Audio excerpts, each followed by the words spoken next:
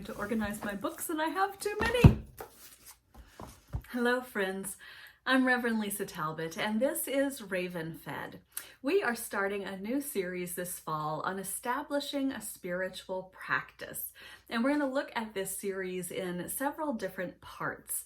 And this first part is about exploring and experimenting with spiritual practices. So for this video and the next few, I'll be talking about specific spiritual practices. And I invite you to be intrigued by them, to do some searching around on your own, either with the recommendations that I give you or with those that you find online, and play around with these practices. I'm not asking anyone to commit to anything yet, that'll come later, but right now it's a time to really experiment and see what speaks to you at this phase of your life. There are a myriad of different spiritual practices. Some are physical, some tap into our creativity and our intuition. Some of them are more focused on reading or writing.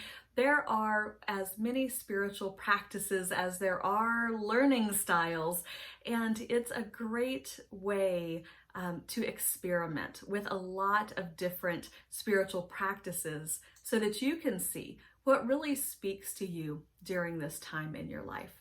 So I'm going to start out with one of the most common spiritual practices, which is devotional reading. Devotional reading generally means doing some kind of reading every single day. There are devotional books of all kinds that are broken up into 365 different sections or pages so that every day there is some kind of brief reading and reflection. Part of your experimentation might be seeing what time of day works best for you for these kinds of readings. You might be someone who likes to open your eyes and before you pick up your phone, pick up a book instead and read something that will be uplifting or nourishing for your soul for the day. Or you might like to close out your day by reading. You might want to, after you have done your evening routine and shut off your electronics and TV for the night, be able to pick up a book and go to sleep with something that is soul-filling in your mind. So that's part of the experiment, is to find out what time of day works for you. But let's talk specifically about devotional reading. Devotional reading, like I said, is usually set up in a book so that there are different chapters or pages or sections or days so that readings can be done regularly around the calendar year. For example, I have one book called The Celtic Spirit that focuses on Celtic spirituality, and it's set up by each day of the calendar year. And so when you pick up the book, you just turn to the month and day that it is, and there is a quote and an essay and a question or something to think about at the end of it. This is a really common format for devotional books. This one is the same way. This one is by Joan Chittister, The Rule of Saint Benedict, and this is based on Benedictine spirituality. And this is another one that's set up by days of the year. And so you just find the month and the day that it is when you pick up the book and start reading from there. With these kind of devotional books, they're nice because you can start at any time. You don't have to start at the beginning of the calendar year. You don't have to feel pressured to start at the new year. And of course, if you did make a practice like this, your New Year's resolution, and you looked up and realized it's September and you haven't been reading your book, you can pick it up anytime and turn back again and start your reading. Another very common one that I just picked up because I saw so many recommendations for it online was the Book of Awakening. And I noticed that this one too is set up by date. And so as you flip through it, you can find the date, and there is a quote at the start. There is a very short, it looks like about 2 or 3 paragraph essay on each page, and then a spiritual practice of a different sort that's in here, whether it's centering or breathing, there's some sort of practice that goes along with each of these readings. So this will be one that I will explore as part of this experimentation process. A book that I used last year is called Simple Abundance, a day book of comfort and joy.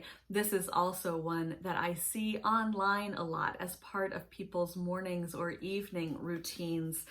This one is a lovely book that's filled with original essays as well as quotes. And a lot of the focus is on simplicity and gratitude and realizing the abundance that springs from within when we give up our perceptions of what we need in order to be happy. I really enjoyed going through this book last year. I set it aside this year, but I keep it on my bookshelf because I know I will turn to this once again someday in the future. Another book that I really loved that I have in my stack to read and explore a little bit more is this one called The Crossroads of Should and Must. Find and Follow Your Passion by Elle. This is one that I actually checked out on the Libby app as an online book, as an ebook, and I liked it so much that I wanted to have a copy of it of my own that I could go through and treat like a workbook.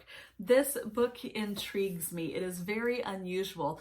The covers are cardboard.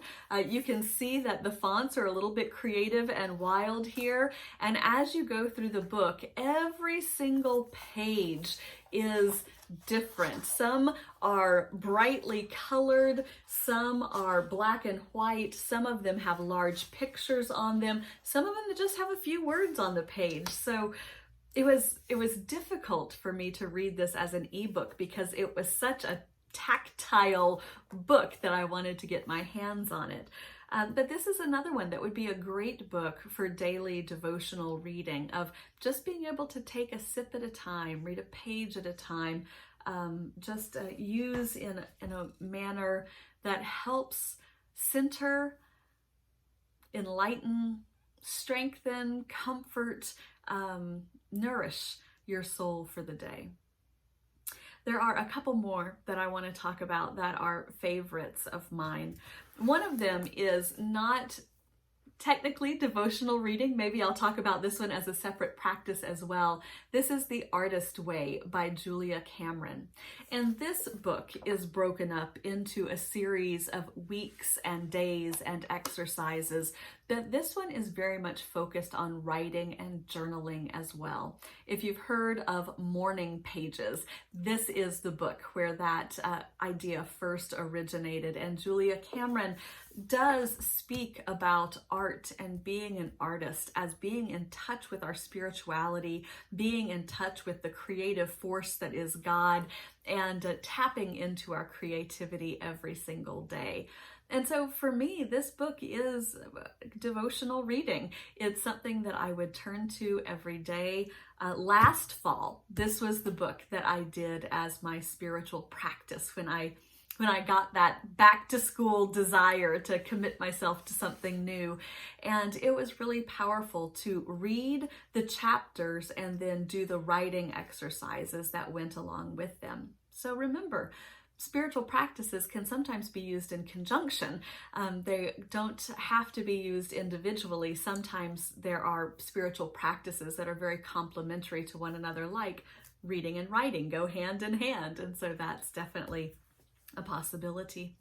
The other kind of devotional reading that I want to talk about are sacred scriptures.